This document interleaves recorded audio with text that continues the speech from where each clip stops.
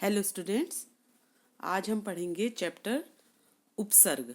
उपसर्ग आपने हिंदी में भी पढ़ा होगा कि ऐसे शब्दांश जो मूल शब्द से पहले लगकर उसका अर्थ बदल देते हैं। ठीक है, शब्द को बदल देते हैं, ऐसे शब्दांश उपसर्ग कहलाते हैं। हिंदी में आपने पढ़ा होगा, ऐसे ही संस्कृत में भी है कि कुछ शब्दांश जो होते हैं वो शब्द से पहले लगकर या धातु से पहले लगकर उसमें परिवर्तन कर देते हैं, तो वो उपसर्ग कहलाते हैं।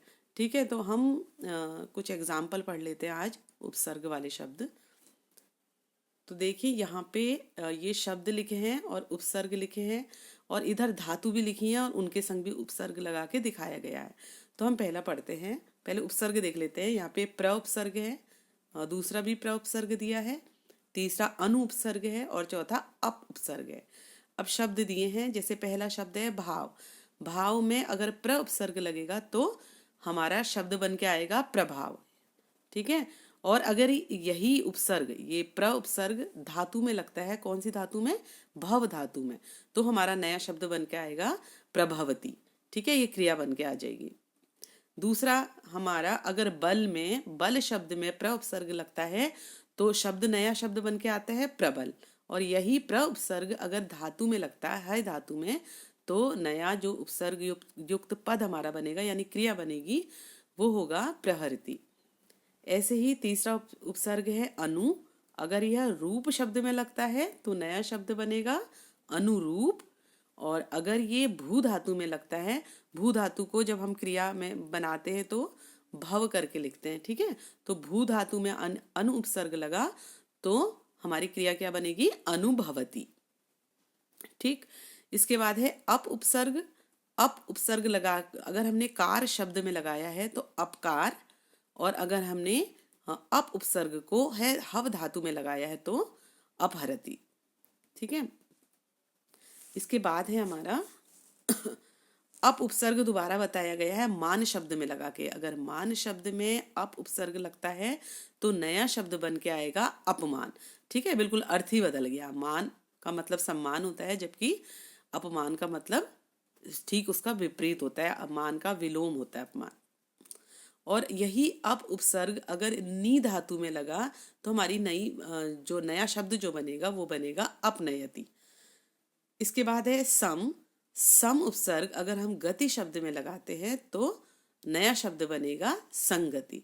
ठीक है, सम में ये म जो लिखा हुआ है अलग से हमने, वो बिंदी के रूप में लग जाएगा, अनुस्वार के रूप में। इसके बाद कृ धातु में अगर हम उपसर्ग लगाते हैं सम, तो हमारा नया शब्द या नया पद बन के जो आता है वो है संस्करोति। कृ धातु से करोति बनता है ना, वर्तमान वाला। और अगर सम उपसर्ग अगर हम कार में लगाते हैं तो संस्कार, गति में लगाया तो संगति और कार में लगाया तो संस्कार। और अगर भू धातु में लगाते हैं, भू यानी भव, तो हमारा बनेगा संभवती। तीन दोनों शब्द में आपने ध्यान दिया होगा, ऊपर भी नीचे भी, ये किसमें? अनुस्वार के रूप में आ रहा है हमारा सम। इसके बाद है अव। अव उपसर्ग नति में लगाते हैं तो अवनति। ठीक, और अव उपसर्ग अगर त्रिधातु में लगाते हैं तो हमारा शब्द या पद बन के आएगा अवतरती। ठीक है, ये क्रिया बन के आई हमारी अवतरती। दुष उपसर्ग है परिणाम शब्द में अगर हम लगा रहे हैं तो दुष्परिणाम। ठीक है, परिणाम का अर्थ अलग होता है और दुष्परिणाम का अर्थ अलग होता है। जैसे परिणाम का अर्थ है फल और दुष्परिणाम का क्या अर्थ है? बुरा फल। ठीक, तो शब्द का अर्थ ही बदल गया। ऐसे ही दुष उपसर्ग अगर हम सह धातु में लगाएंगे तो हमारा नया पद बन के आएगा दुस्सहते। ठीक है, आगे बढ़ते हैं। वी उपसर्ग लिखा हुआ है, वी उपसर्ग को जय शब्द में लगाया है। मूल शब्द है जय, उपसर्ग है वी, तो नया शब्द बन के आया हमारा विजय। ठीक है, और आप, हाँ, इसके बाद यही वी उपसर्ग हमारा धातु में लगाए, है धातु में, तो हमारा क्या बन के आया? नया पद विहरती। ठीक है, ये क्रिया है। इसके बाद आ उपसर्ग हमने जन्म शब्द में लगाया तो नया शब्द बना आजन्म। ठीक है, इसका अर्थ भी कुछ दूसरा ही हो जाता है। आ उपसर्ग गम धातु में लगाया तो आगच्छति। ठीक है, आ प्लस गम ऐसे करके लिखते हैं जब हम क्रिया के संग धातु के साथ उपसर्ग लगाते हैं। और तो नई क्रिया हमारी क्या बन के आई, नया आगच्छति। इसके बाद नेक्स्ट है हमारा अधि उपसर्ग। पति में लगाते हैं तो अधिपति, और अगर गम धातु में लगाते हैं तो क्या बन के आएगा, अधिगच्छति। नेक्स्ट है उत उपसर्ग। अगर धार शब्द में हम लगाते हैं तो नया शब्द बन के आएगा उद्धार, और भू धातु में हम उस उपसर्ग को लगाते हैं तो नया पद बन के आता है उद्भवती। ठीक है, उद्भवती यानी निकलती है, उत्पन्न होती है। इसके बाद प्रति उपसर्ग है, और उपकार धातु में उपकार शब्द में लगा है तो हमारा नया शब्द बन के आता है प्रत्युपकार। ठीक है, प्रत्युपकार। और अगर प्रति उपसर्ग को वद धातु में लगाते हैं तो हमारा नया पद निकल के आएगा प्रतिवदति। ठीक है, वद धातु से वदति क्रिया बनती है ना, और उसमें प्रति हमने उपसर्ग लगा दिया तो प्रतिवदति। नेक्स्ट है परि उपसर्ग। अगर त्याग प्रत्यय में हम प्रत्यय नहीं, त्याग शब्द में लगा रहे हैं, मूल शब्द है त्याग और उपसर्ग है हमारा परि, तो नया शब्द बन के आएगा परित्याग। ऐसे ही परि उपसर्ग को अगर हम भू धातु में लगाते हैं तो भू का भाव होता है, तो नया शब्द हमारा बन के आएगा परिभवती।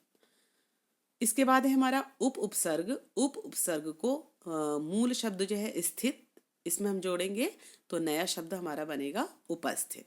ठीक है, स्थित का अर्थ अलग है और उपस्थित का अर्थ अलग है। उप उपसर्ग को अगर हम गम धातु में जोड़ते हैं तो हमारा नया शब्द या नया पद बन के आता है उपगच्छति। ठीक है, तो हम लास्ट वाला पढ़ रहे हैं अब परा उपसर्ग। परा उपसर्ग को जय मूल शब्द में लगा रहे हैं तो हमारा नया शब्द बन के आ रहा है पराजय। ठीक है, बिल्कुल विलोम हो जा रहा है उपसर्ग लगा के। जय का मतलब जीत होता है, और अगर हमने इसमें उपसर्ग लगा दिया तो पराजय हो गया, जिसका मतलब हार हो गया। ठीक है, अब इस उपसर्ग को हम लगा रहे हैं भू धातु में, भू यानी भव, तो हमारा नया पद निकल के आ रहा है पराभवती। ठीक है, पराभवती। तो ये हमारे उपसर्ग थे, इसमें ज़्यादा कुछ नहीं था, ये मैंने ऐसे ही पढ़ दिया और आपको बता दिया कि उपसर्ग कहाँ पे लगते हैं। अब ये जो जितने भी उपसर्ग हैं ये आपके याद करने के हैं, कैसे शब्द में लग रहे हैं, कैसे धातु में लग रहे हैं, ये ध्यान देना। ठीक, तो आज की वीडियो में हम उपसर्ग ले लेते हैं, बस इतना ही पढ़ाते हैं। इसके बाद इसके साथ में प्रत्यय भी हैं, प्रत्यय हम नेक्स्ट वीडियो में ले लेंगे। ओके।